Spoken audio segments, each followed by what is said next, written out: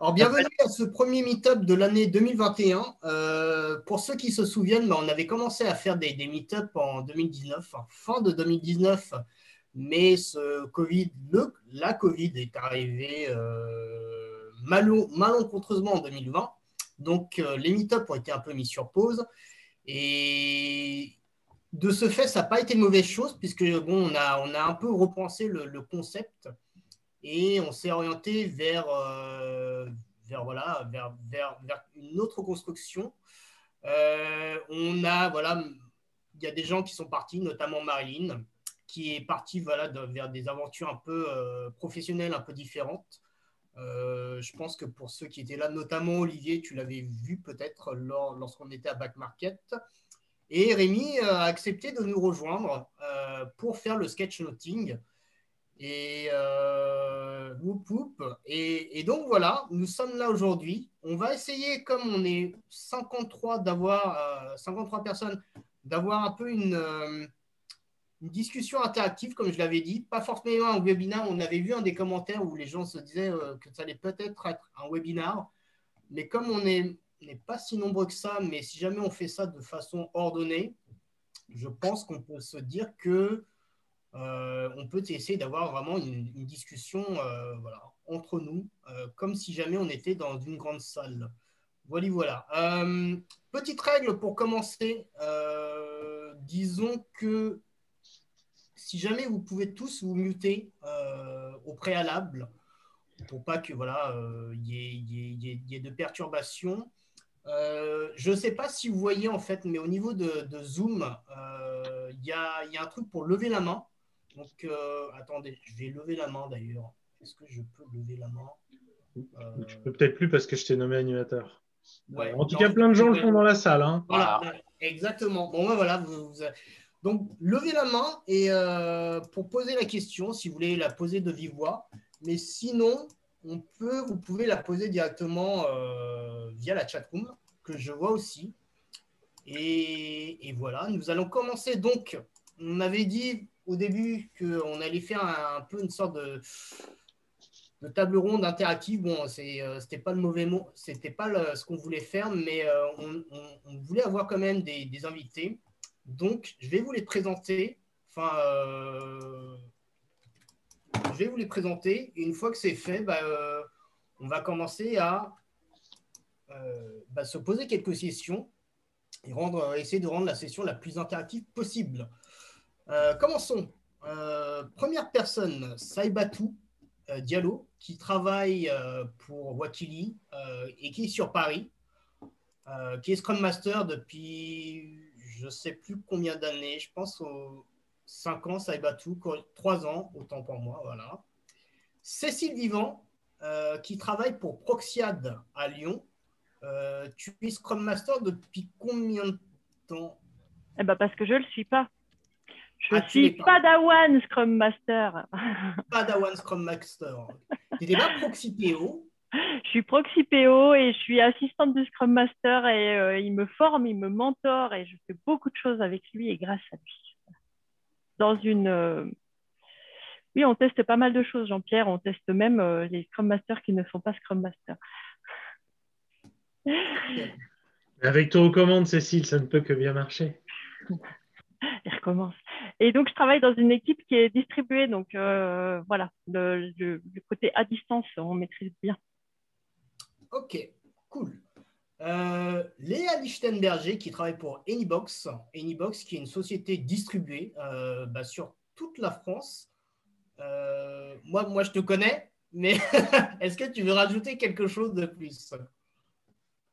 Non, Anybox distribué en total télétravail depuis 5 ans avec un mode de gouvernance agile depuis un tout petit peu moins longtemps que ça. Et moi, j'ai rejoint l'aventure, ça fait un peu plus de 2 ans maintenant. Et donc, toujours été Scrum Master à distance. Je ne sais pas ce que c'est en présentiel. Ok. Et une dernière personne, on devait avoir une autre personne, Romain, mais qui ne semble pas être là. Bon, c'est les choses de la vie. Donc, on va envoyer sur Cédric. Cédric Michel, qui travaille pour la société Satellite, qui est en mission à la STIB et qui est en Belgique. Est-ce que tu peux nous en dire un peu plus, Cédric? Donc, moi, je suis Scrum Master, team leader, et ensuite avec une casquette technique, hein, parce que c'était le besoin de l'équipe. Hein, ils étaient habitués comme ça depuis des années. Et donc, moi, je les ai rejoints en septembre 2020, donc en plein Covid, hein, en plein confinement. Et donc, quand j'ai vu le meet-up, je me suis proposé de vous rejoindre parce que finalement, moi, j'ai pris une nouvelle mission de Scrum Master en full remote avec une équipe hyper soudée qui sont en place depuis entre 6 et 10 ans.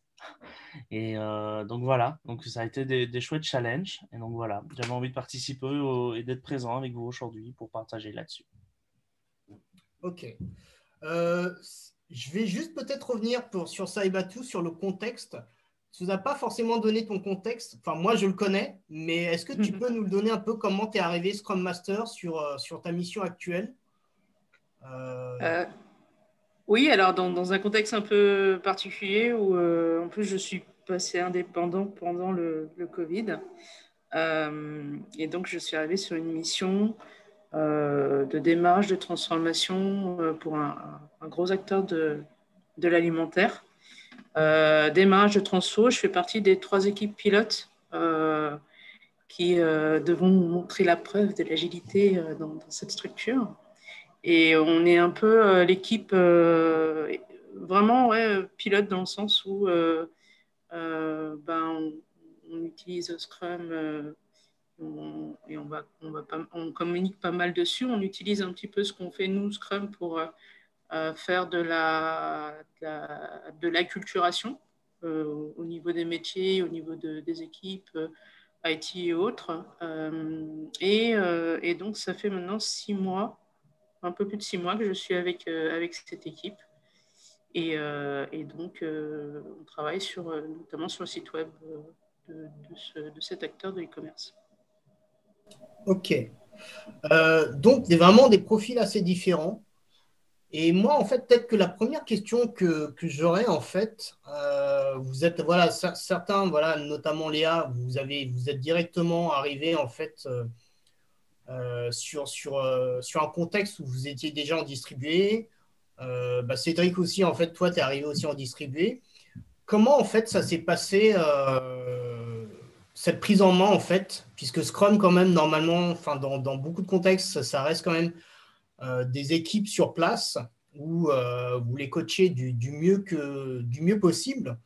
Comment ça se passe, en fait, pour appréhender, pour organiser, par exemple, les cérémonies à distance et la prise en main, en fait, si c'est un grand mot, mais de l'équipe en mode général. Je ne sais pas qui souhaite peut-être commencer pour lancer la ronde. Bon, moi, je veux bien. Moi, j'ai eu l'opportunité et la chance, c'est pas souvent, je pense, c'est que j'ai pu pendant une semaine travailler vraiment full-time avec le Scrum Master que je remplace à l'heure d'aujourd'hui.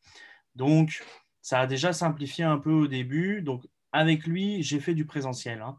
On s'est rendu plusieurs fois dans des bureaux pour échanger. C'était quand même vachement plus sympa, mais pas avec l'équipe. Ça, c'était pas possible, malheureusement.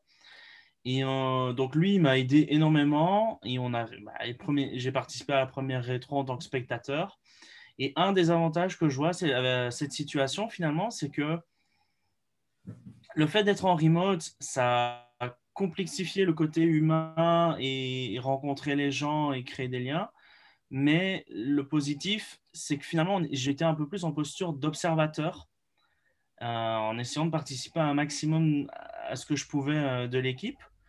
Et ça m'a permis, moi, qui suis naturellement à plus aller vers les gens et de peut-être être trop présent, d'avoir pu prendre du recul et de me laisser en mode observateur et de regarder, tiens, vraiment prendre le temps de regarder comment fonctionne l'équipe sur ses meetings, etc. et comment elle fonctionne de manière générale en remote. Voilà, donc il n'y a pas que du négatif d'avoir été en full distance comme ça, même si du coup il a fallu beaucoup plus de temps, j'imagine, que si j'avais été en présentiel avec l'équipe pour discuter de choses et d'autres et d'apprendre à les connaître plus rapidement. Donc de temps en temps, on essayait, l'équipe heureusement était très réceptive à faire des one-to-one pour qu'on puisse échanger de manière un peu plus privée, entre guillemets, vu qu'on n'était pas en présentiel, quoi. C'est comme ça que j'ai démarré ma mission, en tout cas. Est-ce que quelqu'un souhaite rebondir? Je vous laisse. Ouais, moi, je vais peut-être rebondir là-dessus. Alors, je ne vais peut-être pas préciser, mais que ma mission, en l'occurrence, c'est du full remote distribué également. Alors, par le fait du Covid, mais pas seulement, on a aussi, on est essentiellement sur 2 sites. On est sur Paris et la région de Roubaix. Et donc, quand bien même on n'aurait pas eu le contexte du Covid, etc., ça aurait été quand même un travail à distance. Et donc, avec un démarrage de zéro d'une équipe, bah là, il a fallu constituer une équipe. Alors, un peu étrange parce que l'équipe existait déjà avant que j'arrive, mais fonctionnait dans un cadre un peu plus traditionnel, on va dire ça comme ça. Et là, initier une démarche d'agilisation avec Scrum pour des gens qui ne connaissaient pas, qui n'avaient jamais vraiment été dans des contextes de ce type-là avant, qu'il a fallu former, acculturer, puis surtout mettre en pratique. Ce qui était assez intéressant, c'est que ils étaient plus dans un mode curieux finalement. Et Scrum, quelque part, amène de l'autonomisation. Le cadre de travail amène quand même pas mal d'autonomisation et du coup, ça a été assez facile à proposer et à ce qu'ils se l'approprient au fur et à mesure. Le contexte remote amène d'autres biais, mais je pense qu'on en parlera un peu plus tard. Mais du coup, le démarrage en remote de l'équipe dans ce cadre et dans ce démarrage de transfo, de mon point de vue, ça avait l'air d'être une bonne idée. Ça avait l'air. Ok. Moi, j'ai peut-être continué. Du coup, moi, je suis arrivée à Anybox et j'ai sauté dans le grand bain. En fait, il y avait une équipe qui était dans quelque chose qui ressemblait à de l'agilité avec des daily, mais il n'y avait pas vraiment d'encadrement. Et donc, il avait été décidé justement de recruter un Scrum Master. Et je suis arrivée à ce moment-là et mes équipes, elles étaient de toute façon pas uniquement des équipes internes à Anybox, donc qui est répartie sur toute la France et le Cameroun. Mais il y avait un autre prestataire qui est en Tunisie. Donc, j'ai une bonne partie de mes équipes avec qui je travaille depuis plus de 2 ans qui est en Tunisie. Et donc, un peu comme ça, Ibatou, on se serait retrouvés de fait, de toute façon, dans un truc complètement éclaté. Et ça a été, voilà, j'ai pris une semaine un peu pour connaître un peu le métier de mon client qui était dans les mutuelles, pour comprendre un petit peu, observer l'équipe et voir un peu comment il fonctionnait. Et puis après, il a fallu se lancer. Avec, en plus de ce temps-là, on passait par Skype et c'est assez bizarre parce que du coup, on lance un appel, c'est très intrusif. Donc, j'avais un petit peu des sueurs froides le matin de je clique pas, je clique, allez, c'est l'heure, je clique, j'y vais. Et je lançais cet appel et puis tout le monde arrivait petit à petit. Et puis, on a appris à mettre en place tous les rituels et j'ai pas trouvé finalement de grandes difficultés. Enfin, il y a des particularités, bien sûr, mais je suis pas sûre que ce soit beaucoup plus difficile qu'en présentiel. C'est juste différent, quoi. Voilà, je peux vous en dire. Je vais enchaîner. Moi, je suis arrivée il y a 2 ans dans une équipe qui existait déjà, qui fonctionnait déjà en Scrum, avec donc, une équipe distribuée avec une grosse partie de l'équipe sur Paris, avec le Scrum Master LPO à Paris, et moi, je suis à Lyon avec le reste de l'équipe. C'est pour ça que je suis devenue proxy PO dans cette équipe et que la formation Scrum Life aidant, on m'a proposé de prendre aussi des fonctions d'assistant du Scrum Master pour le seconder pour la partie lyonnaise. Et en fait, comme on était une équipe distribuée, on avait déjà l'habitude de travailler à distance avec des outils. Les rétrospectives se faisaient 1 fois sur 3 complètement à distance. Le reste, les 2 autres, on essayait de se déplacer. Donc, ça a été possible. On avait aussi des outils vidéo. On avait une vidéo plateau sur le plateau à Paris et sur le plateau à Lyon. Donc, on se voyait toute la journée à travers nos écrans. On pouvait se faire des petits coucous. Pas mal d'outils partagés voilà, le Scrum Board est partagé, voilà. Et puis, quand est arrivé le confinement et le télétravail pour tout le monde, et ben finalement, paradoxalement, ça a rapproché quand même des gens, puisque non seulement on était distribué sur Lyon et Paris, mais on a aussi 2 personnes au Maroc, une personne à Rouen, et j'en oublie. Et en fait, ça a permis d'intégrer ces gens-là dans les outils aussi et de finalement tous se voir, alors que les vidéos plateaux, elles étaient que sur le plateau de Lyon et le plateau de Paris.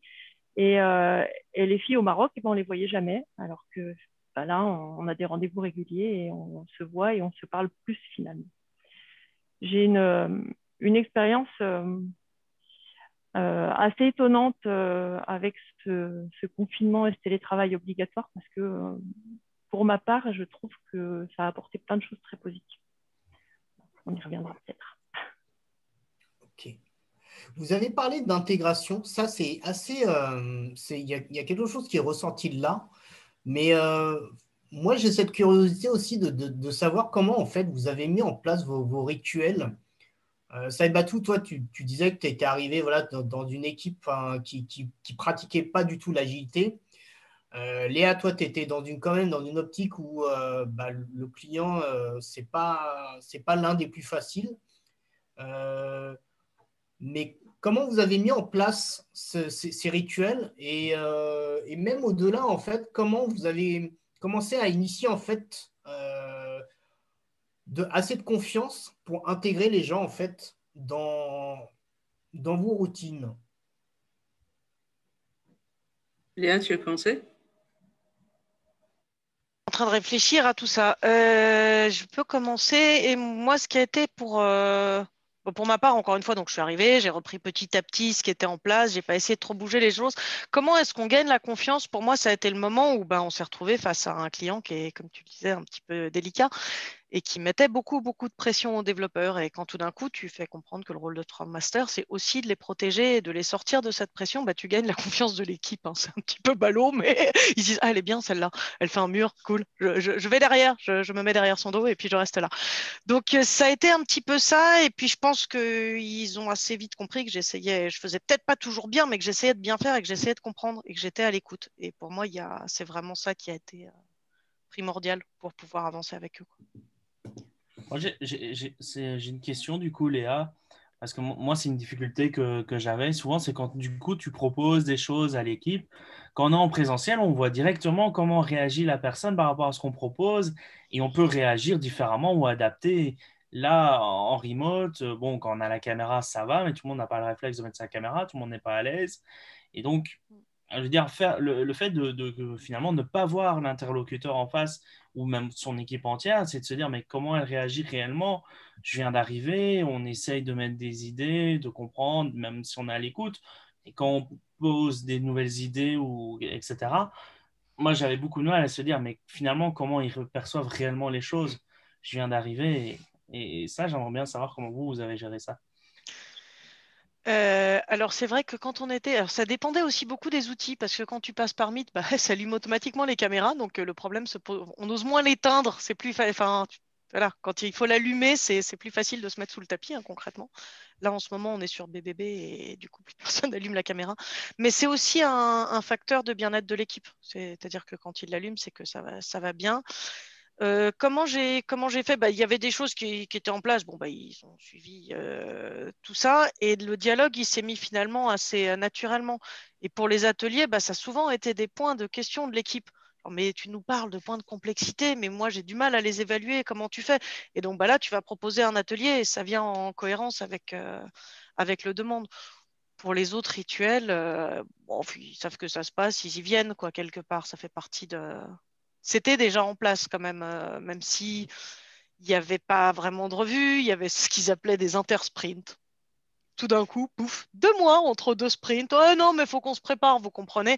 Donc il y avait des trucs comme ça qui étaient un petit peu bizarres, où je dis, non, on va coller les trucs, on va se débrouiller pour ça. Mais ça a été comme ça. Puis encore une fois, je pense qu'on a été très vite dans cette relation avec les métiers. Moi, j'ai eu la particularité de ne pas avoir de product owner ou d'en avoir 3. Donc voilà, il y avait quand même du débroussaillage et des choses à faire. Je pense que ça a beaucoup facilité en fait la confiance de l'équipe, encore une fois. Et donc, ils te suivent. Après, comment est-ce que tu juges au taux de participation? En fait, j'ai envie de dire, si tout le monde se tait, c'est que ton atelier, ça ne doit pas trop leur parler. Mais je le vois plus comme ça. Peut-être de les embarquer aussi en amont en posant beaucoup de questions sur leurs attentes. Mais bon, après, moi, je peux douter de beaucoup de choses et poser énormément de questions. Donc, du coup, j'en deviens presque lourde, mais au moins, ils l'écoutent, quoi. C'est un petit peu comme ça que je pense que j'ai abordé les choses. Et comment tu as fait, toi, pour te sortir de ça et justement réussir à les embarquer? Mais comme je disais, moi au début, je suis resté beaucoup en observation. Alors, j'ai l'avantage qui fonctionnait, enfin, pas vraiment en Scrum, ils avaient placé du Scrum Ban. Donc, il y avait 2-3 coups de tournevis, mais en fait, je leur ai dit, pour les choses sur lesquelles je voyais des points d'attention, j'aurais dit, je ne vais pas changer votre façon de travailler, je vais juste refaire en sorte de remettre des coups de tournevis à gauche et à droite. Et donc, je proposais vraiment quand des petites choses, vraiment des toutes petites choses. Et puis, de fil en aiguille, j'ai eu leur retour, leurs attentes, et ça s'est mis en place comme ça. Et puis, je pense que j'ai gagné leur confiance comme ça, petit à petit.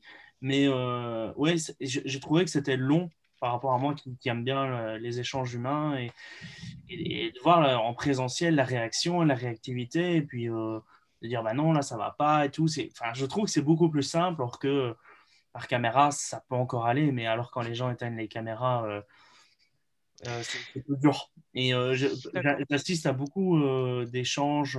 On utilise beaucoup les chats là où je suis. Et je vois parfois des chats qui s'éternisent, qui après deviennent même des échanges de mails qui s'éternisent. Or que si ça plaît, en 2 minutes, le problème est résolu. Or que ça dure 1 heure, 2 heures. Et ce que j'ai constaté souvent, c'est qu'il y avait des frustrations. Parce que du coup, les gens ne se comprennent pas par écrit ou quoi. Ou justement, comme il n'y a pas la réaction de la personne en face, parfois on sent que les gens frustrés. Et donc, ce que je fais, c'est que je facilitais en les appelant. Ou alors, j'allais voir l'un, puis j'allais voir l'autre. Et puis, je les appelais en disant, bah, tiens, et puis je me rendais compte, 90% du temps, en fait, un call de 5 minutes et le problème qui était en train de débattre pendant une après-midi par mail est résolu. Je voudrais juste peut-être que Saïbatou et Cécile rebondissent un peu dessus. Et puis après, il y a 2 questions. Constantin et Delphine. Je vous laisse rebondir. On la connaît, c'est notre collègue. Moi, j'ai vu passer plein de choses sur lesquelles j'ai envie de rebondir. En premier, sur la réaction des gens. Donc, moi, je fais partie de ces entreprises où, au début, l'an dernier, il y a un an pile, on nous a dit surtout qu'on ne mettait pas la caméra parce que le réseau ne va pas tenir. Effectivement, l'habitude a été prise et on ne met jamais la caméra. Mais effectivement, moi, je trouve dans la facilitation de certaines réunions, c'est super dur. Enfin, moi, le côté langage non verbal me manque beaucoup.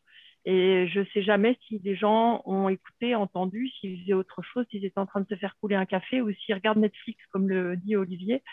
Et je trouve que, pour moi, les réunions à distance, caméra coupée, me demandent énormément d'énergie parce qu'il faut toujours relancer, poser des questions, être attentif. Il y a un blanc dans la conversation. Est-ce qu'il y a quelqu'un qui n'a pas compris ou est-ce qu'on m'a même pas écouté? Ça demande beaucoup plus d'énergie qu'une réunion en physique, tous dans une salle, en fait.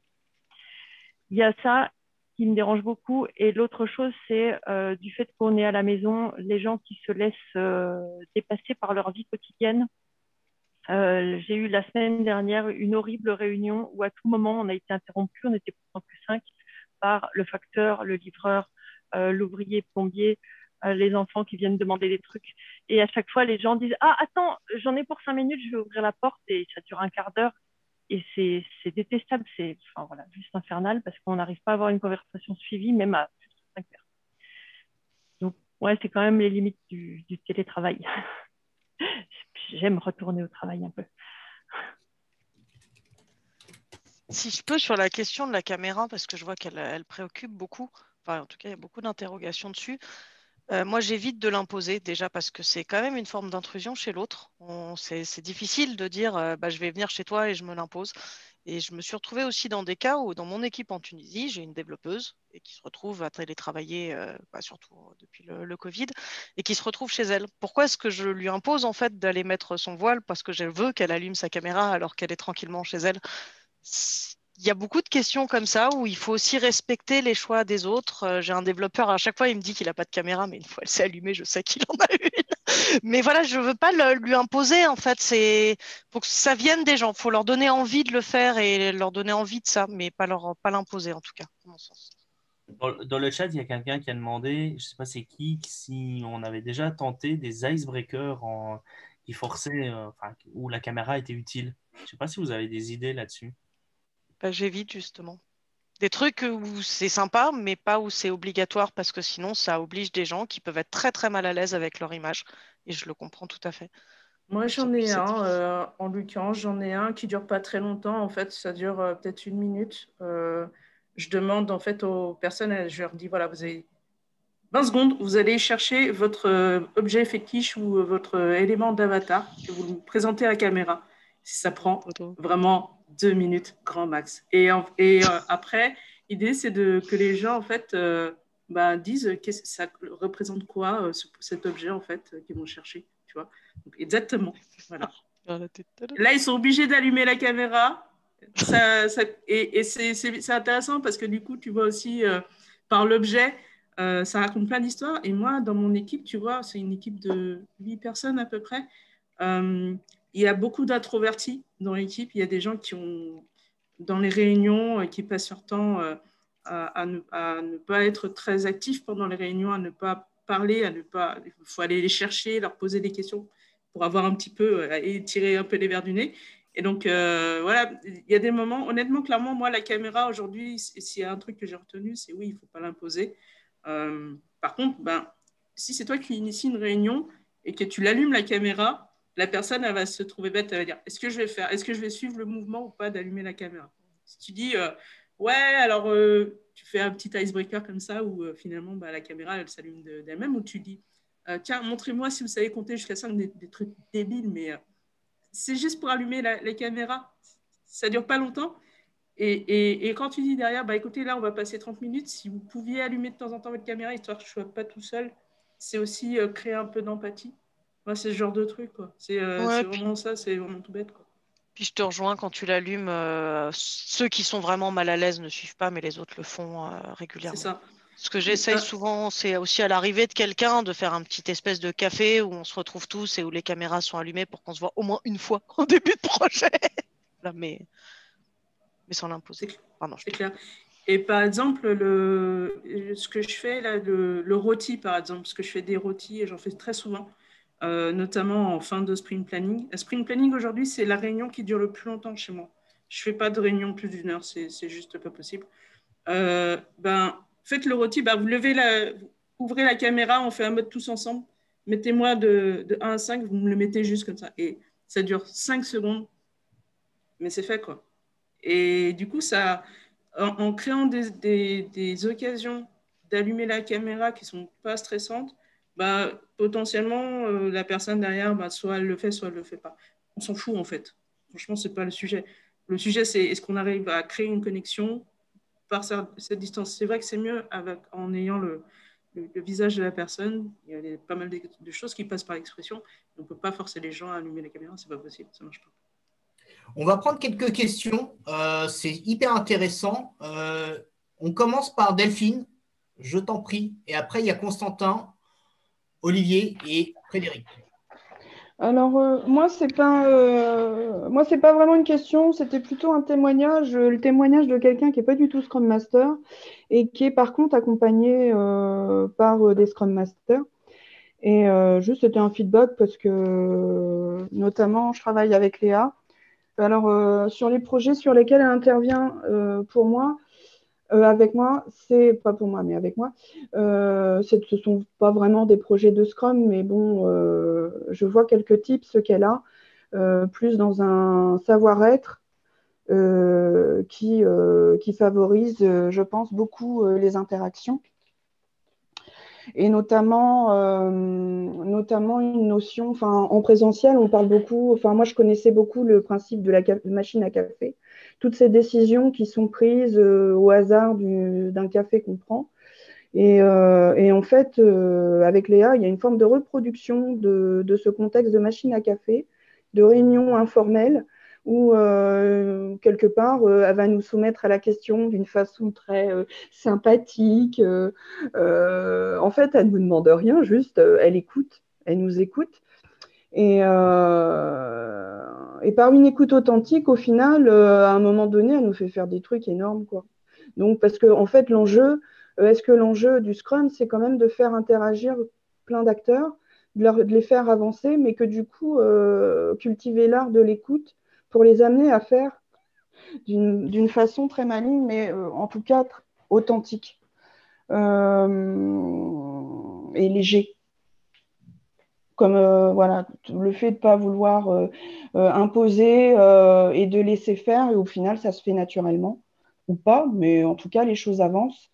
Et en fait, ce qui est aussi intéressant dans l'approche de Léa, on sort du Scrum, mais c'est justement cette surveillance, en fait, le fait de ne pas ouvrir la caméra.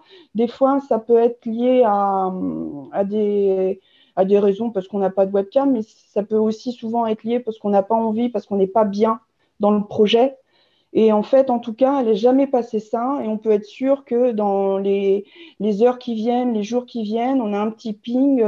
Alors, on se prend un café. Alors, comment tu vas? Qu'est-ce qui se passe? Machin. Mais bon, moi, je vous lis, là, je suis un peu brute de pomme, mais elle fait beaucoup plus finement. En tout cas, elle ne laisse pas les choses passer. Et elle va à la rencontre des nœuds qu'elle identifie. C'est-à-dire qu'elle ne les fout pas sous le tapis. Il y a un truc qui ne va pas, et ben on en parle. Et je pense que ça, c'est une de ses grandes forces. Je pense qu'elle a pris pour pari que tout peut se dire. Juste, à un moment donné, il faut se trouver un moment pour en parler. Bon, voilà, c'était juste mon témoignage. Merci, je vais devenir toute rouge maintenant. Non, parce que je pense que c'est quelque chose qui est vraiment important. Moi, en tout cas, c'est en tant que personne qui intervient dans la mise en place de RP, je pense que c'est important, en fait, des fois, de mettre des mots sur les mots. Et tu excelles dans ce truc. Et puis aussi, autre chose, ouais, non, bon, après, ça apportera pas forcément de matière Déjà beaucoup, sur le t'inquiète. Merci, Delphine. Merci. Constantin, vas-y, tu avais une question à poser. Oui, alors c'est pas non plus une question, c'est plus une remarque, effectivement. Alors je reviens un petit peu en arrière par rapport à ce qu'on disait avant, notamment Cédric, je crois, et d'autres. C'est quelque chose que j'ai remarqué, où moi aussi j'avais une approche assez souvent assez brute, assez fonce-dedans au début.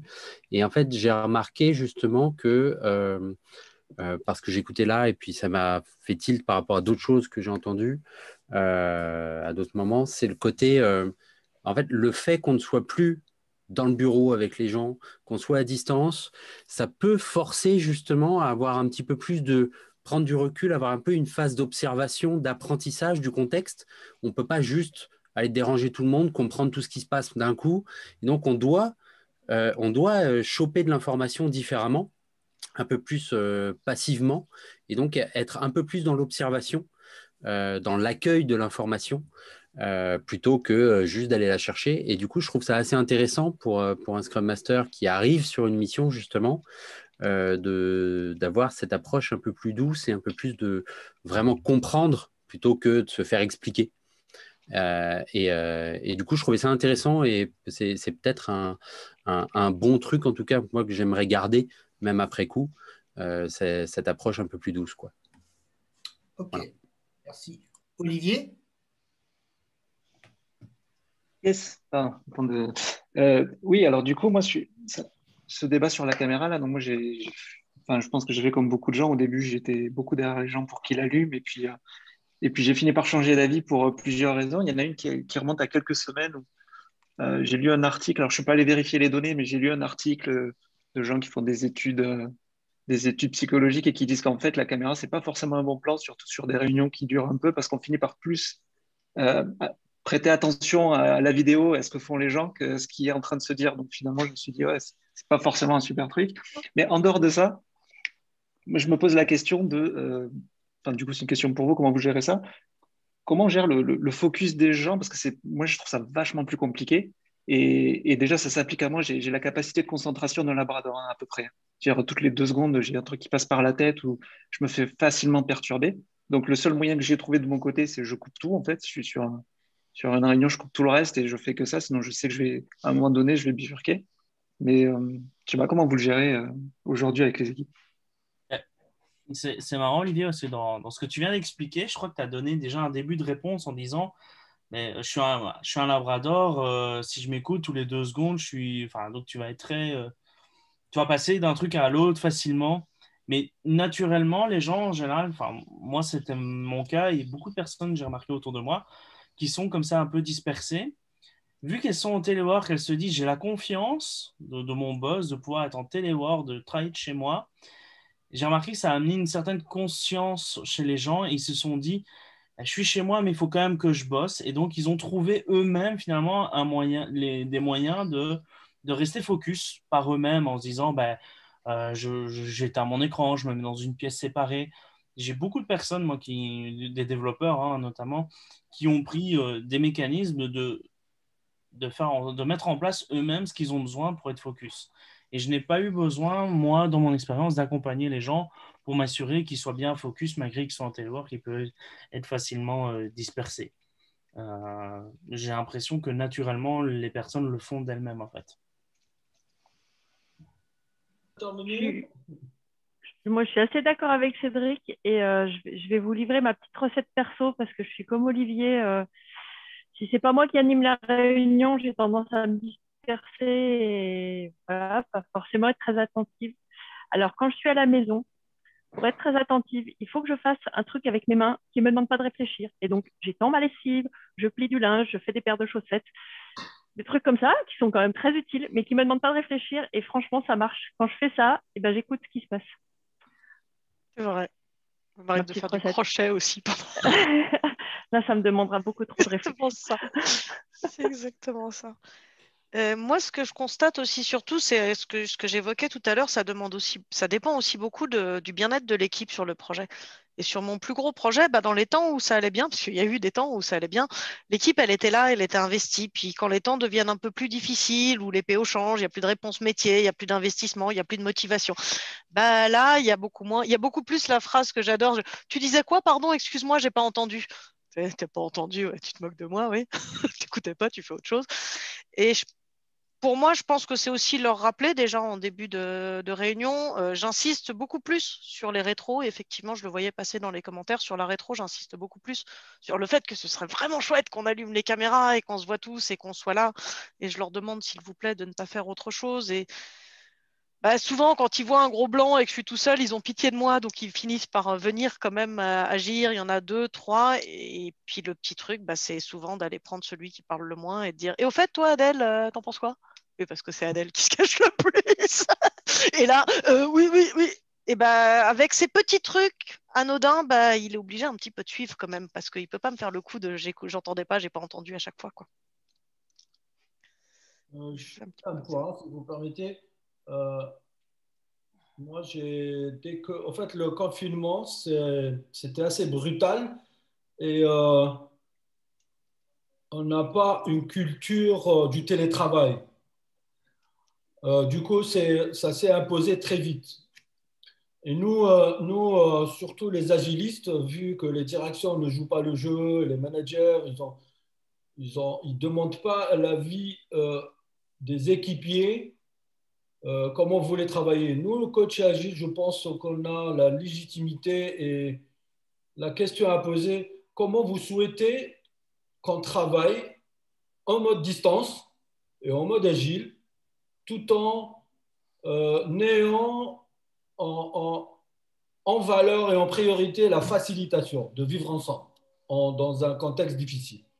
Et au fait, c'est cette demande de permission on a rarement vu qu'un chef, il vient, est-ce que vous me permettez de faire quelque chose ou qu'en pensez-vous, comment on peut fonctionner?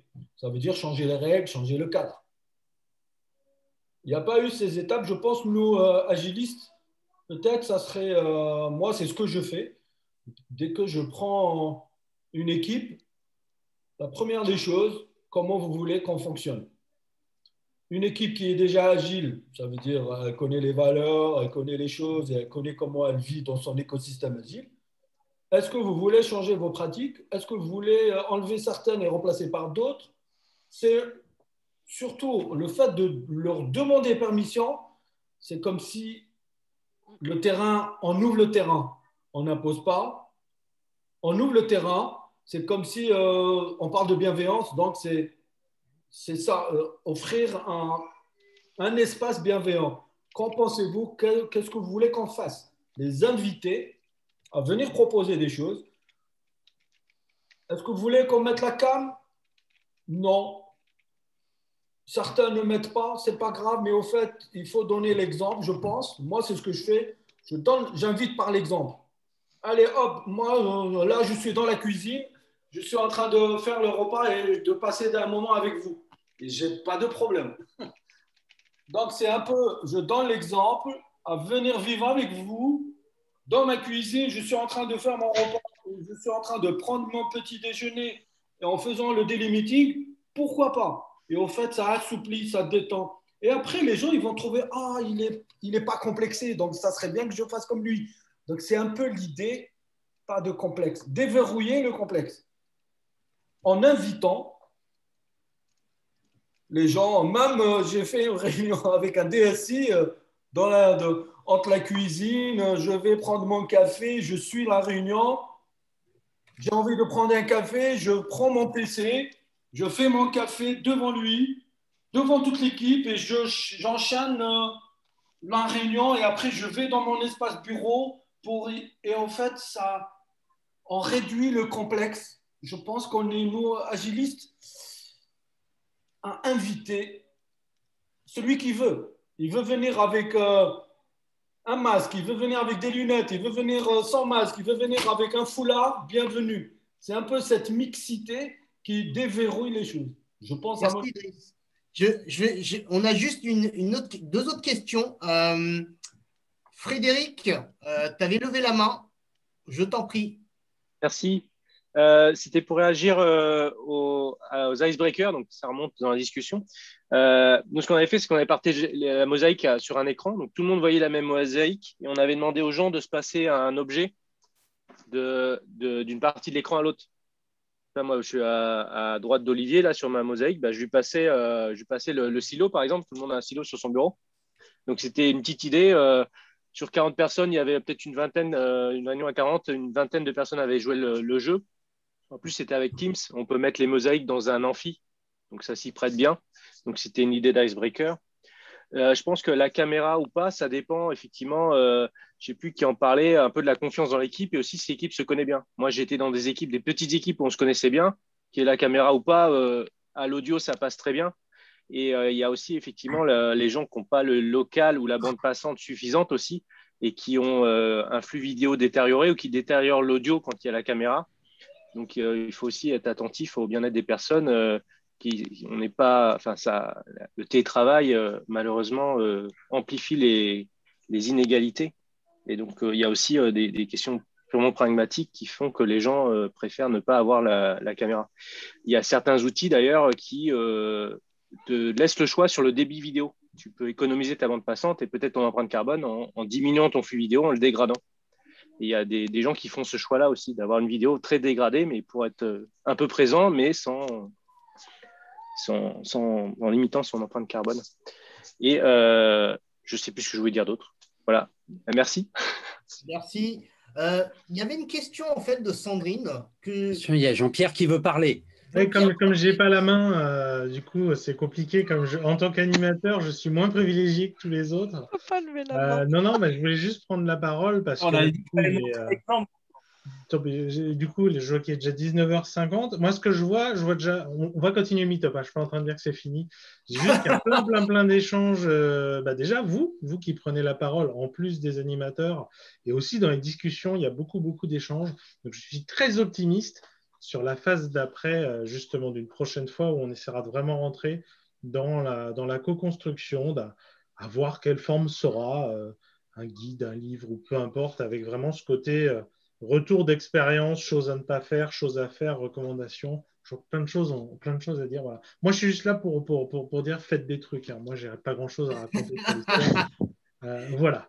Je rebaisse ma main. Justement, il y avait une question de Sandrine que en fait, j'avais noté, en fait, je l'avais noté moi-même en fait, comme question.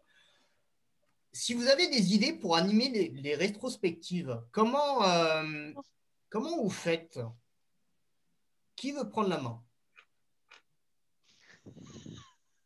Moi, je veux bien commencer. Ouais, moi, je fais... Allez, vas-y, ça va tout. Comment je fais pour animer une rétrospective? Ouais. Franchement, à l'arrache. J'allais dire pareil, mais à l'arrache, on y va. Go, go, go. Genre 5 minutes avant, je me dis, tiens, je vais faire ça. Non, mais c'est pas bien. C'est pas bien, on est d'accord.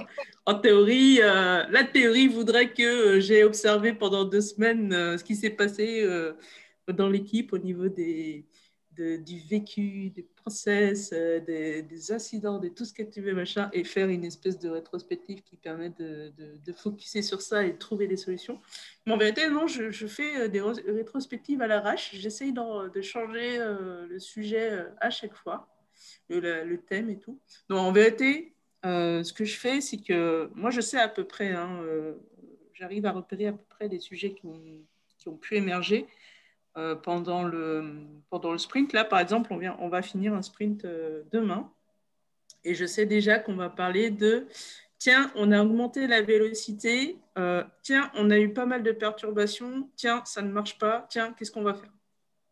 Donc, ça, c'est le contexte global.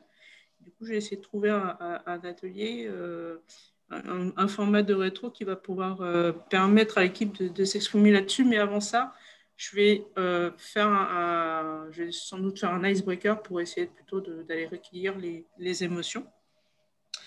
Et les émotions, en fait, amènent naturellement les sujets un peu chauds sur lesquels il faut creuser et discuter et trouver des solutions. Donc, du coup, les rétros, j'ai fait en 2 parties. Je fais une partie icebreaker de 10-15 minutes.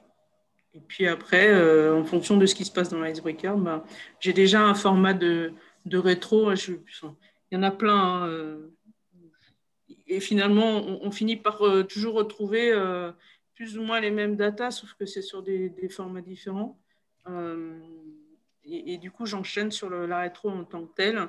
Et alors, la rétro, ça veut dire faire s'exprimer, donc partir sur la partie divergence. Chacun s'exprime sur ce qu'il a à dire par rapport à ce qui s'est passé. Et puis, convergence, essayer de retrouver finalement ce qui fait je dirais pas consensus, mais ce qu'on va retrouver le plus souvent. Et puis, les faire discuter sur le constat et qu'est-ce qu'ils proposent comme action et du coup, qui est le porteur de l'action. Et puis, ce que je fais aussi, c'est revenir sur la rétro précédente et voir ce qui s'est passé en termes d'action. Est-ce qu'on a bien fait les actions qui étaient prévues et qu'est-ce qu'on en a tiré? Est-ce que ça a été bénéfique par rapport au sprint ou pas de les réaliser? Voilà. Et du coup, ce sont des rétros.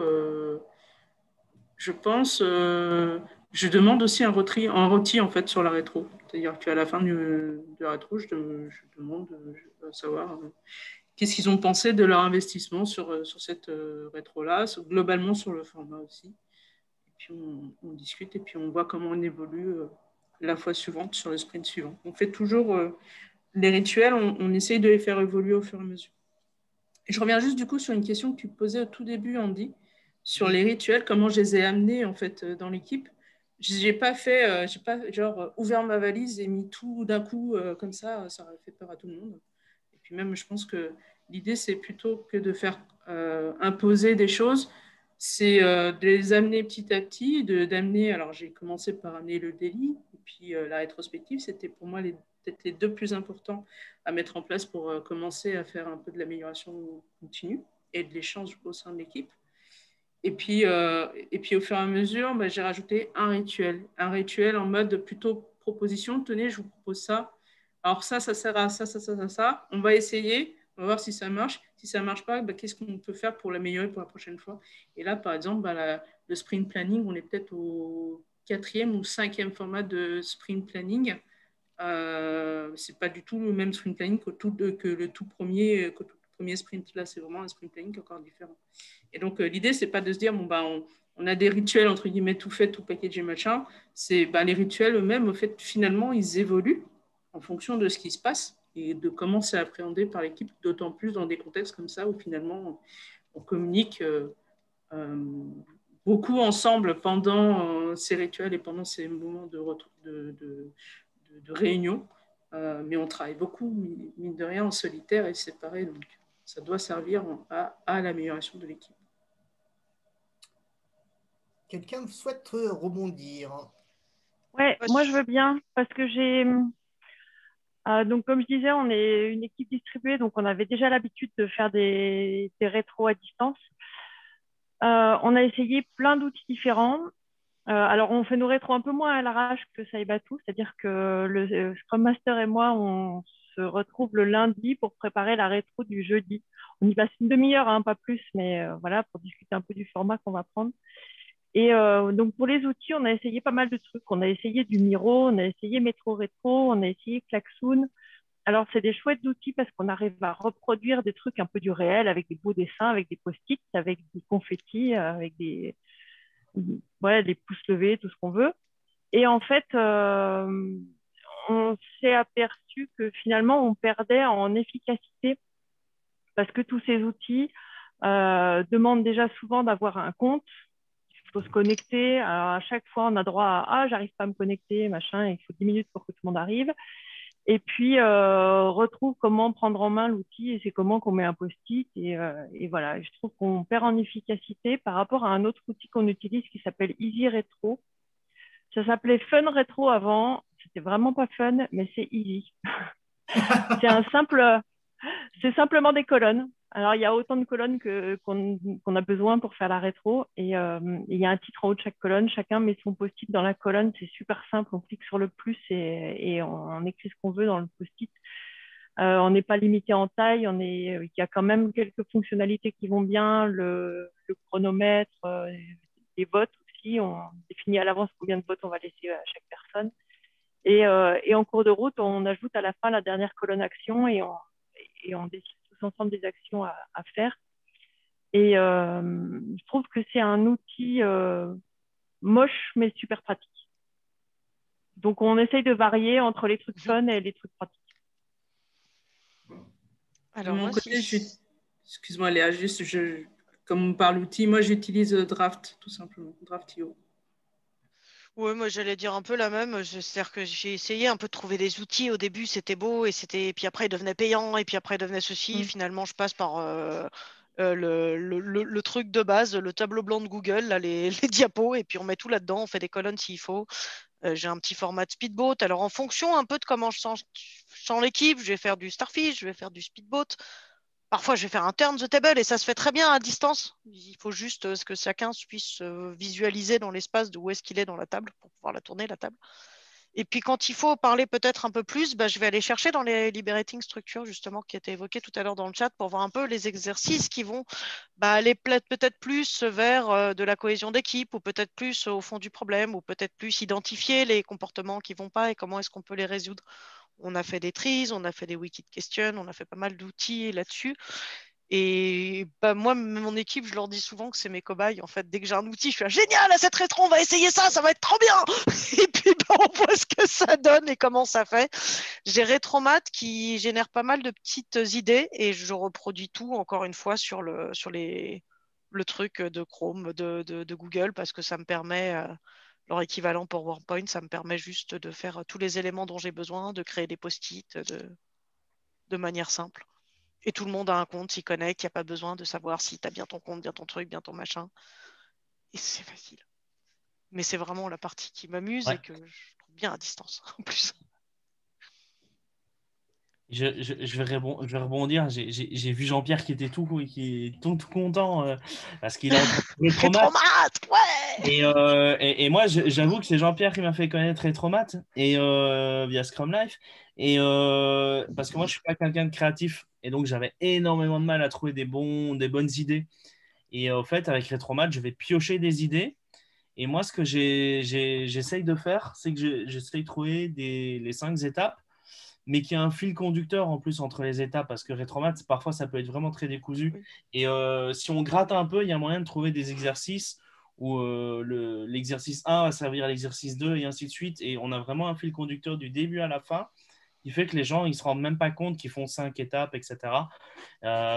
Donc, au début, je leur explique une fois et puis après, voilà. Mais... Et moi, pour l'instant, avant, c'était tableau blanc. Et puis, je laissais l'équipe dessiner et s'amuser souvent, juste sur base de ce qu'il y avait dans la rétro. Et en remote, au début, je ne savais pas trop quoi faire. Et finalement, maintenant, on utilise Miro. Donc, au début, j'ai eu la galère. Ah, je dois créer mon compte, machin, c'est tout. Puis après, on me demande, la deuxième fois, on me demande, oh, mais j'ai créé mon compte avec quoi? Je ne me souviens plus. Heureusement, Miro permet d'avoir cette info. Et maintenant, ils ont l'habitude. Donc, ils savent que le point d'entrée, c'est Miro. Et maintenant, j'utilise aussi des exercices qui viennent de Mentimeter. Donc, dedans, on peut faire du feedback, on peut aussi écrire, enfin, ils peuvent écrire on peut générer des formulaires, ils remplissent et derrière, nous, on peut récolter les données. Et ça a le gros avantage, c'est que du coup, ça anonymise, même si ça, c'est pas obligatoire, mais il y a parfois des trucs où c'est mieux. Mais c'est surtout, ils ne voient pas ce que les autres sont en train d'écrire. Quand on utilise un tableau blanc comme Miro, tout le monde s'influence les uns les autres. Là, ils ne peuvent pas puisque chacun est derrière son écran, dans son formulaire. Et puis après, on a seulement toutes les données qui reviennent en une fois. Et moi, ça m'a permis de remarquer que les personnes s'influencent énormément les uns des autres et que grâce à ça, ce n'est plus le cas. Et donc, il y a beaucoup plus de sujets qui ressortent. C'est beaucoup plus enrichissant. Merci. Il y avait quelqu'un qui avait dit, je crois que c'est Elise qui a dit, je peux passer de 10 minutes à 4 heures pour préparer une rétrospective. Bah ouais, c'est assez intéressant. Je vais peut-être juste switcher un peu en termes de questions. Il y avait, je pense que c'est toi, Sabatou, qui avait parlé d'autonomisation ou Cécile, je ne sais plus exactement. Et ça, c'est vrai que c'est vachement intéressant de moi, comment je vis un peu ce travail à distance. C'est que l'autonomisation, ça passe souvent par une confiance, mais aussi de dire comment, en fait, l'équipe, en fait, comment, en fait, la cohésion se fait pour que les gens se sentent responsables, autonomisés, et que, en fait, la vie quotidienne ne vienne pas trop influencer, par exemple, lorsqu'il y a les enfants qui arrivent, lorsque le facteur arrive. Comment faire pour que toutes ces petites perturbations, je pense que ce n'est pas le bon mot, mais les choses de la vie quotidienne soient, on va dire, en équilibre avec voilà, ceux qui demandaient lors d'un sprint ou comment, en fait, est-ce que vous avez des tips pour dire, voilà, il faut, voilà, vous êtes à distance, certes, comme en France, en plus, on aime bien le présentiel, je pense que ça n'aide pas, mais de dire, en fait, aux équipes, bah, on vous fait confiance, vous êtes autonome, et puis, en fait, de dire, bah, faire que l'équipe, elle arrive à progresser au mieux. Là, j'ai des idées. En fait, moi, j'étais quand je suis arrivé dans l'équipe, là, en ce moment, il n'y avait pas de sprint goal. Donc, souvent, ce qui se passait, c'est que les développeurs avaient leur top projet. Donc, ils étaient focus sur leur projet, un peu chacun dans leur coin. Et donc, là, forcément, ils s'individualisent. Et donc, s'ils ont des interruptions, tu vois, ils font un peu leur vie, chacun dans leur coin. Et quelque chose, moi, que j'ai remis au centre, c'est le sprint goal, tout simplement. Et le fait qu'ils aient un objectif de l'équipe, et donc ils se sentent tous responsables de réussir cet objectif de sprint, et donc ils vont rester, moi j'ai le sentiment qu'ils restent beaucoup plus engagés avec l'équipe pour réussir ce sprint goal, or que s'ils étaient un peu tous sur leur truc, un peu chacun, ils feraient leur popote, ils feraient leur petite vie, donc peut-être qu'ils se sentiront moins engagés. Or que avec un objectif de sprint, c'est clair pour tout le monde et tout le monde est obligé de se dire ben, on va y arriver, donc on va travailler ensemble. Et moi, c'est comme ça que je les garde motivés et engagés en tout cas. C'est le sprint goal que j'utilise pour ça. Moi, j'ai envie de dire que c'est pas parce qu'on est chacun chez soi qu'on doit travailler tout seul. Et il faut prôner et aider à la collaboration. Dans mon équipe, on pratique beaucoup le Tres Amigos. Alors, 13 ou plus ou moins, mais voilà, on travaille ensemble. Donc, un PO, un dev, une qualifieuse dans l'idéal, mais ça peut être d'autres personnes. On va travailler en petits groupes sur des sujets. Et les développeurs travaillent beaucoup aussi en pair programming ou en mob programming. Donc, en ce moment, ils essayent même de pousser le mob à fond parce que sur 5 développeurs, on a 2 qui viennent d'arriver. Donc, ils travaillent à 5 toute la journée. Et je pense que ça les aide à rester focus aussi parce que il y en a pas un qui va se mettre à regarder une série Netflix alors que les 4 autres travaillent. Et quand ils font une pause en même temps et voilà, c'est 10 minutes de pause et ils reviennent à leur poste et ils retravaillent ensemble. Et le fait de travailler à plusieurs sur un même sujet fait que forcément on reste concentré et on se laisse pas, enfin, ou du moins, s'il y a un gamin qui débarque, on va lui dire, t'es gentil, va jouer avec tes Lego. Pas de travail. Ah, le même gamin.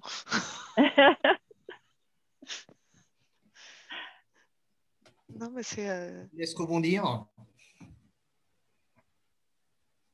Moi, je pense que c'est aussi dans la culture d'entreprise. Enfin, moi, je vois les 10 ans d'Anybox, mon directeur en train de présenter le développement quantique hyper sérieux qui se coupe en disant « Oh, mais non, mais pas de patrouille, arrête !» Et puis qui reprend son fil comme si de rien n'était. Je lui tire mon chapeau. C'est juste génial comme switch. Ça fait rire tout le monde, ça détend l'atmosphère, tout le monde est bien. Moi, mon fils, je pense que tout le monde le connaît. Alors, il a un petit peu grandi. Les premières années, c'était 2 heures où je me prenais des coups de coude parce qu'il faisait des grands waouh comme ça dans tous les sens. Donc, c'est pareil, ça a favorisé la cohésion avec mon équipe. Tout simplement, je pense qu'on ne peut pas les mettre sous le tapis. Au moment, il faut les assumer, tous ces petits machins qu'ils font dans le truc. Et pour la cohésion, bah oui, ils font beaucoup de. Enfin, ils essayent de faire du mob parce que pour de vrai, on n'a pas forcément des gros projets avec des grosses équipes, du pair, beaucoup. Et il y a un truc que Delphine a mis en place d'ailleurs, qui est très intéressant, c'est un espèce de ce qu'on appelle le Any Open Space. Et première fois que j'arrive à le dire correctement du premier coup. Et en fait, on se retrouve un peu comme dans un open space, on ne parle pas forcément, mais on est tous un peu concentrés dans ce qu'on fait, on va échanger. Parfois, il y en a 2 qui discutent et les autres qui travaillent en écoutant. Et ça fait du bien et c'est quelque chose qu'on a mis en place parce qu'à Anybox, encore une fois, ça fait 5 ans et donc on faisait régulièrement, tous les 3-4 mois, des séminaires. On se retrouvait tous ensemble comme une grande colo d'enfants de 10 ans. Et ça manque. On n'a plus ces liens. Donc, on se voit avec Andy, on est sur Paris, on est quelques-uns à être sur Paris, on fait quelques coworking, mais ceux qui sont à l'autre bout du monde, voire de la Terre, c'est pas forcément évident. Et vraiment, je pense que c'est un petit truc dans cette période où on peut pas se voir de le faire comme ça. Alors, c'est pas agréable, ça demande d'avoir des casques un peu légers et sympas à porter, parce que celui qui t'écrase la tête, tu peux pas. Mais ça peut aider aussi, quoi. Notamment quand tu n'es pas développeur et que tu peux pas faire de mob. Mais dans ma À mission, jouer avec les copains. dans ma mission précédente, ce que j'avais remarqué, c'est que parfois, il y avait des développeurs, on faisait un meeting pour la journée et les développeurs laissaient leur meeting ouvert toute la journée, même si on ne parlait pas, mais on était voilà, tous connectés tout le temps.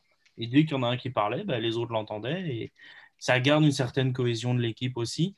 Mais dans l'équipe où je suis maintenant, ça se fait très peu. De temps en temps, j'ai du pair programming, mais ils sont pas habitués à faire ça. Or que moi, là où j'étais avant, c'était pas un souci de rester à 5 ou voire même toute l'équipe connectée toute la journée sur Teams, quoi. Saïbatou, je te laisse répondre. Et après, on a 2 questions. Et j'ai 3 questions en fait. Mais sauf que l'heure tourne, malheureusement. Donc, il faut que je fasse attention à ça parce que après, écoutez, la vie continue. Saïbatou, je te laisse peut-être juste prendre ce dernier point. On traite les 3 questions, notamment celle de Saturnin, Frédéric et Constantin. Ok. Moi, pour ce qui est de l'autonomie, en fait, de toute façon, je pars du principe que les gens ne sont pas H24 derrière leur PC, ils ne sont pas en train de bosser tout le temps, ils sont chez eux. Donc, quelque part, c'est à eux de trouver, je suis désolée, tout le monde va trouver son propre équilibre. Il peut y avoir des réunions où, oui, il va y avoir le facteur qui va appeler, il va y avoir un petit problème d'enfant à gérer, machin, peu importe. Finalement, il y a 2 points sur lesquels je vais être focus. Moi, ça va être par l'objectif du sprint. Donc, en fait, on commence le daily toujours par l'objectif du sprint. Est-ce qu'on est bon sur l'objectif de sprint? Est-ce qu'il y a un problème là-dessus? Et quid du reste de l'engagement du sprint? Et puis, on fait un petit focus sur le burn down, en fait, tout simplement. On regarde si le burn down permet de nous donner des infos sur ce qui se passe. Pour le reste, moi, j'ai l'impression, alors c'est peut-être parce que c'est l'effet équipe de mecs, mais ils sont en mode compétition, donc ils veulent absolument finir le sprint. Et heureusement pour moi, ils y arrivent tout le temps, donc tant mieux.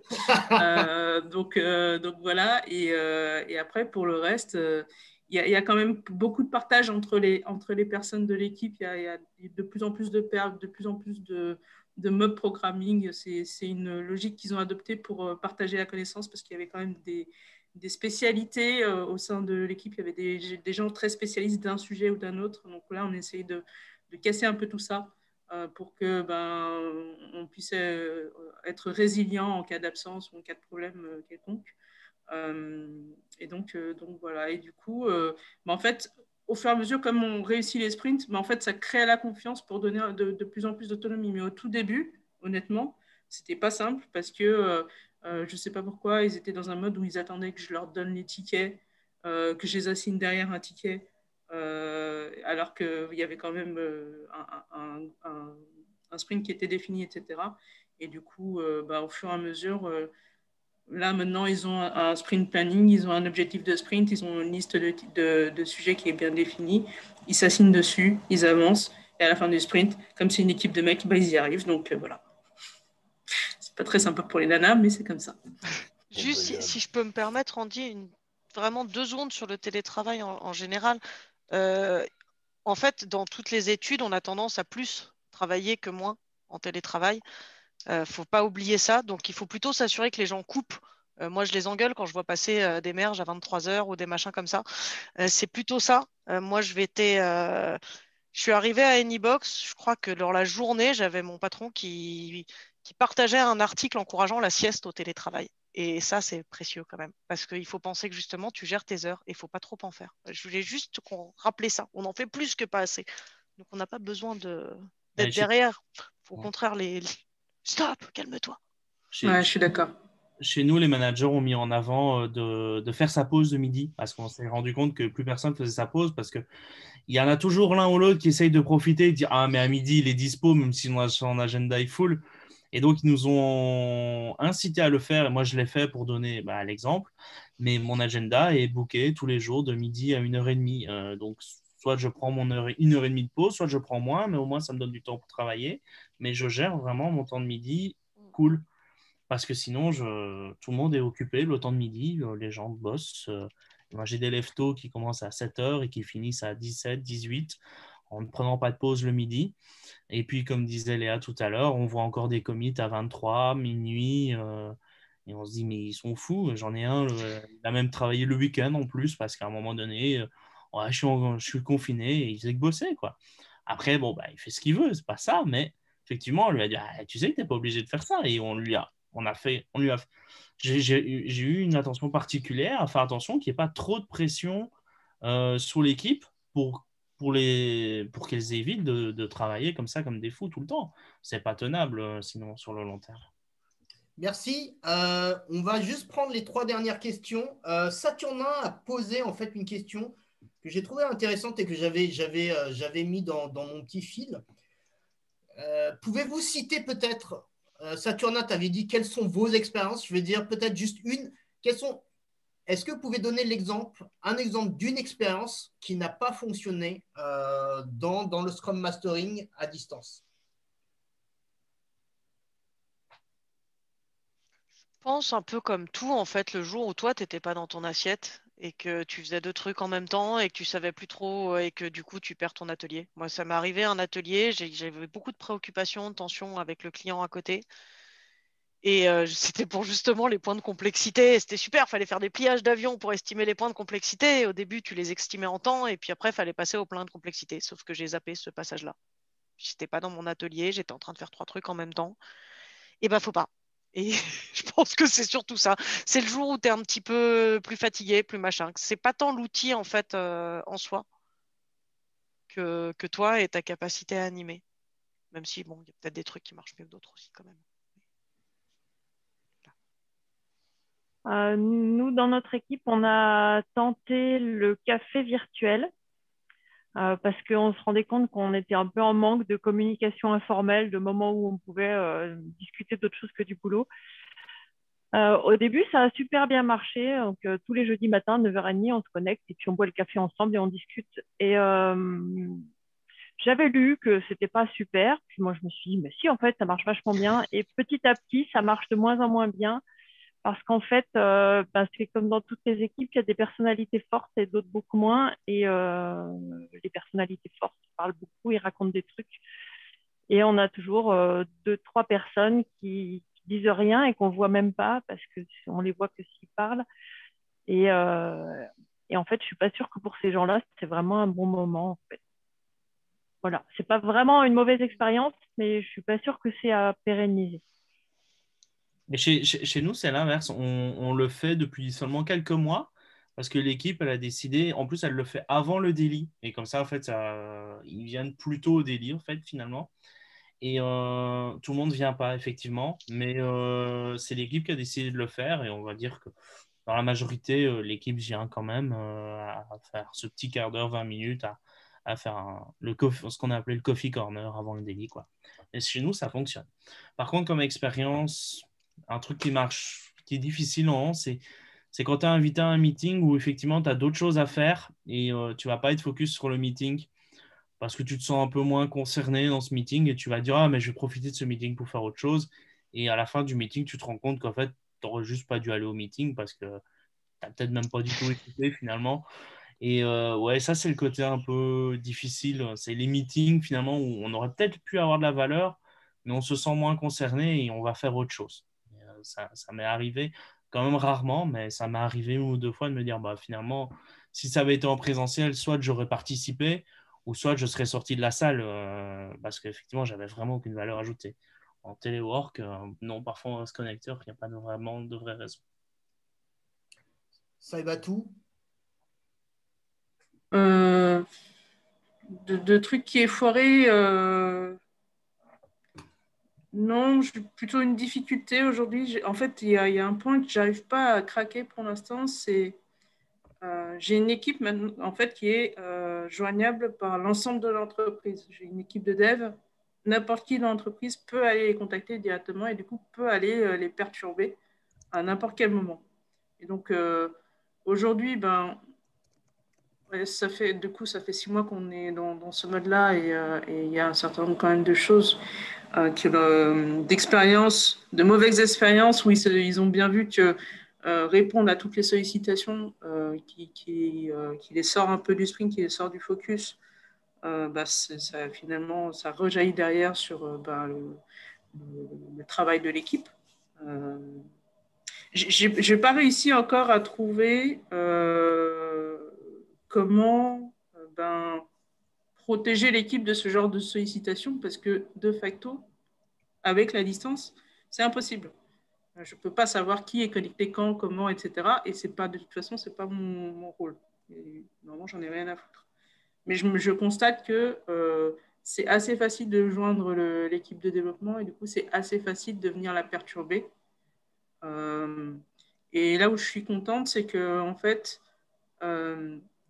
d'eux-mêmes, maintenant, ils ont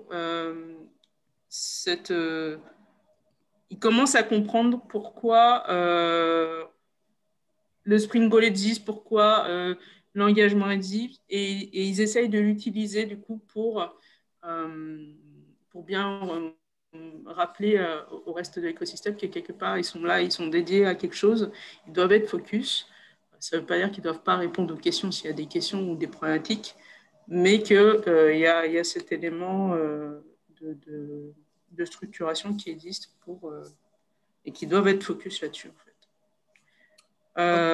Ouais, effectivement, je souscris complètement à la remarque de Fouedou, c'est ça.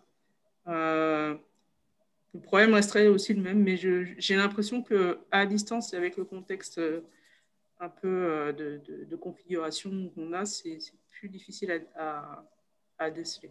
Et du coup, ça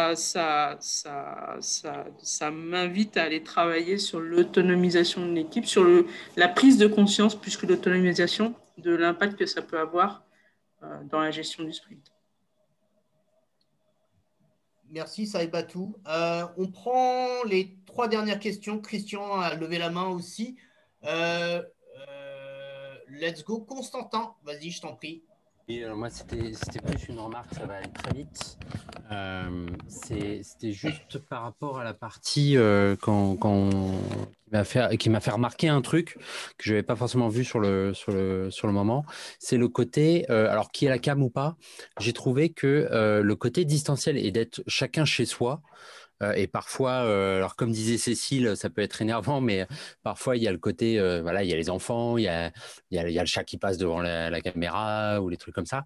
Et en fait, j'ai pu remarquer dans un environnement qui est très bureaucratique, parce que voilà, c'est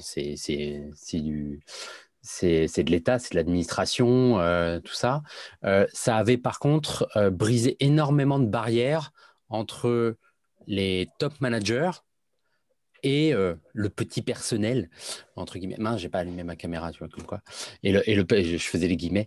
Le petit personnel, parce que justement, on se rendait compte qu'en fait, ils étaient chez eux comme nous. Alors parfois c'est un peu plus joli, mais ils avaient aussi des embêtements, ils avaient aussi le chat, ils avaient aussi quelqu'un qui sonne, et au final ça humanisait un petit peu. C'est une remarque que j'ai eu à un moment, c'est que les gens avaient moins peur de leur parler ou même d'être dans la même réunion qu'eux, parce que justement, c'était un peu plus... ça permettait de les humaniser, de les sortir de leur bureau qui est au 37e millième étage. Alors, j'essayais déjà de faire ça en présentiel. C'était plus difficile parce que souvent, ce que je faisais, c'était en partant en réunion, je sentais quelqu'un qui était un peu, voilà, il était un peu, j'ai un peu peur, quoi. Il va y avoir le big boss, on va en revue, on va dire qu'on n'a pas atteint l'objectif et tout. Et à chaque fois, je lui disais, alors excusez-moi, hein, c'est pas très classe, mais je lui disais, ce gars-là, il fait caca comme toi. Imagine-le en train de faire caca. Tu verras, ça va le descendre de son piédestal. Et en fait, là, on y arrive un peu plus classe avec le côté distanciel où justement, on les voit dans leur environnement personnel. Et je trouve que c'est assez bénéfique pour ça. Merci Constantin. Frédéric. L'image, Constantin. Peut-être que ces toilettes, c'est le prix de ton appart. Ah oui, voilà, ça c'est forcément, ça c'est sûr. Je voulais juste vous dire, moi, un petit truc positif, c'est que dans les délits que je fais avec mon équipe, on est une équipe de coach, donc on fabrique pas de produits, mais les délits, c'était le bordel, et on a mis en place la réunion de triage de l'holocratie. Et ce qui est bien, c'est que ça commence par un tour d'inclusion. Et du coup, ce tour d'inclusion, il permet justement de dédramatiser des situations. Aujourd'hui, j'ai mes enfants, je suis un peu stressé parce que j'ai mes enfants, ma chaudière est en panne, il y a une coupure de courant à 10 heures dans la rue, c'est planifié, j'aurais peut-être plus la DSL, je vais passer en 4G, j'ai le livreur de pizza qui passe, etc. C'était juste ça que je voulais dire. C'est que... Nous, on est en holacratie, alors je peux que dire oui, puisqu'on en fait des triages, des gouvernances et tout ça, c'est notre mode de gouvernance. En léacratie, tu veux dire? En hola, ouais, c'est moi, c'est bon, moi j'ai le pauvre. Bah, voilà l'enfant. Allez, va-t'en de là. Il est invisible. Ouais, c'est ça. Il est passé à travers les montagnes, vous l'avez pas vu, il a piqué un téléphone, je ne veux pas savoir ce qu'il fait. Merci à tous. Merci. Mais ouais, le triage c'est bien et le tour d'inclusion c'est super. Plus soin. Christian, tu as levé la main? Oui, c'était juste une remarque par rapport à peut-être un début de solution. Ce qu'on a mis en place dans notre équipe, lorsqu'il y a des sollicitations comme ça, c'était un field Teams. Au lieu que les membres de l'équipe soient sollicités directement, c'est plutôt l'équipe qui trie, qui gère cette priorité, parce que tout est une question de priorité derrière. On doit répondre à certaines questions qui sont urgentes, mais on doit aussi produire des choses qui sont urgentes, et derrière, l'équipe qui fait le tri. Et merci pour la référence effectivement de Guy Edré. Donc, on fait tous caca, je confirme. Moi, je t'imagine à poil, c'est plus joli, quoi. Vous la trouvez sur YouTube, elle chante ça très bien, elle est lyonnaise, parce qu'on a des intervenants de Lyon aujourd'hui, donc voilà. Je connais. Merci à tous, en tout cas, c'était super. Merci beaucoup. Je pense qu'on a un peu débordé. Est-ce que peut-être une dernière question? S'il n'y en a pas, je vous laisse. On va.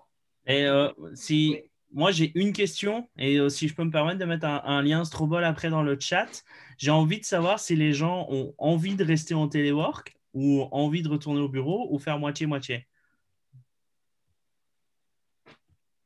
3/4. 3/4. Donc, je mets le lien du Strobol pour voir si des gens peuvent le remplir, ça serait chouette. Quand on n'a pas de bureau, on fait comment? Nous, on n'a Ouais, pas oui, mais en fait, On fait du coworking avec des collègues qui en ont et qui sont heureux de vous recevoir.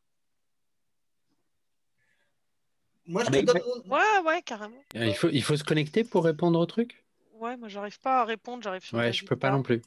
C'est vrai? Ouais. C'est peut-être le lien, Ah c'est le lien non, du oui, il résultat. faut enlever non le /R. Faut enlever le /R. Ouais, Oui, voilà. parce qu'on arrive direct sur la réponse. Il faut faire retour. Je remets le bon lien. Il faut enlever le /R.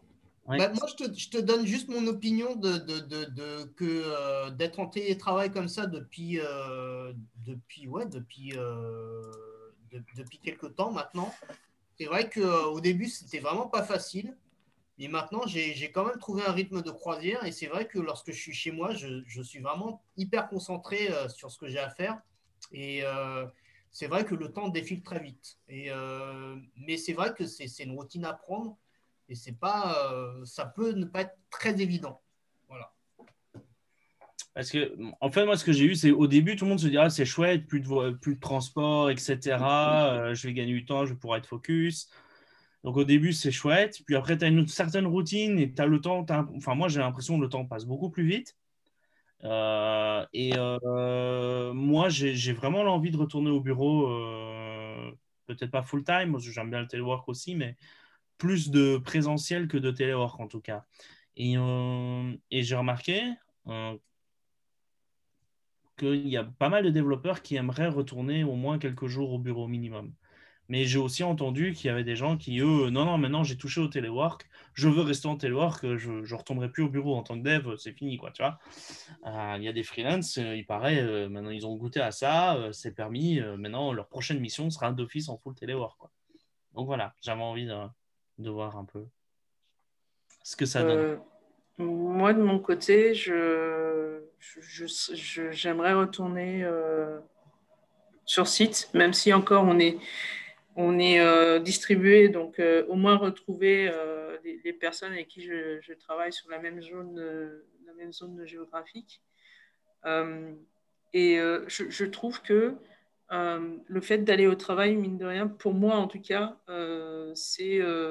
ça permet de vraiment séquencer la journée. En fait, je m'en suis rendu compte il y a 3 ou 4 semaines. Je commençais à aller dans un espace de coworking. Et en fait, le fait d'aller dans un coworking, de sortir de chez moi, de faire le déplacement, de rentrer chez moi, de fermer mon PC, de passer à autre chose, en fait, c'est quelque chose que je n'ai pas réussi à faire depuis 1 an. Et je me rends compte que ça me fait énormément de bien. Ça me fait énormément de bien de croiser des gens, même si ce n'est pas des gens avec qui je travaille.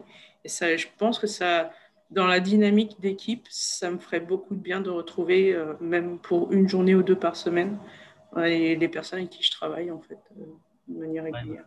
Le petit lunch à midi et, comme tu avais dit, la cassure quand ta journée est finie. Ouais. Je dis pas que de temps en temps, tu bosses pas encore en rentrant chez toi, mais c'est rare. Or que quand tu es en téléwork, si tu n'as pas fini, tu vas souvent avoir tendance à dire je vais encore faire 1 heure ou 2 pour finir mon truc. Ouais. Merci beaucoup. beaucoup. Je pense que c'est vraiment une discipline de couper. C'est pas grave, j'y vais quand même. T'as vu comme je me laisse pas démonter. Rien à faire, en pouf. Non, mais c'est pour de vrai. Enfin, je trouve que c'est important vraiment de s'imposer, de couper. Le midi, ça je me le dis souvent. Alors nous, on a plutôt 2 heures conventionnelles parce que chacun fait bien comme il veut. Je m'en impose 1 heure pour de vrai. Je m'impose des horaires. J'essaie de planifier si vraiment j'ai glandé dans la journée, de rattraper des trucs dans des plages bien définies. Et nous, ce qui me manque est vraiment, c'est de voir mes collègues en fait pour de vrai. Parce que au bureau, en fait, c'est sympa, mais dans un séminaire, 1 semaine, tous ensemble, c'est encore vachement plus sympa. Et ça, c'est vrai que ça se ressent beaucoup après 1 année sans se voir, y compris dans la cohésion de l'ensemble de l'équipe, puisque des équipes sur plusieurs projets dans notre OSN. Voilà, je te laisse tout clore et tout. Je dis plus rien. Cécile, on te laisse le mot de la fin. Ah, le mot de la fin? Ouais, si t'as envie. On est tous les plus grands fans de Scrum Life. Bon, allez. Love life.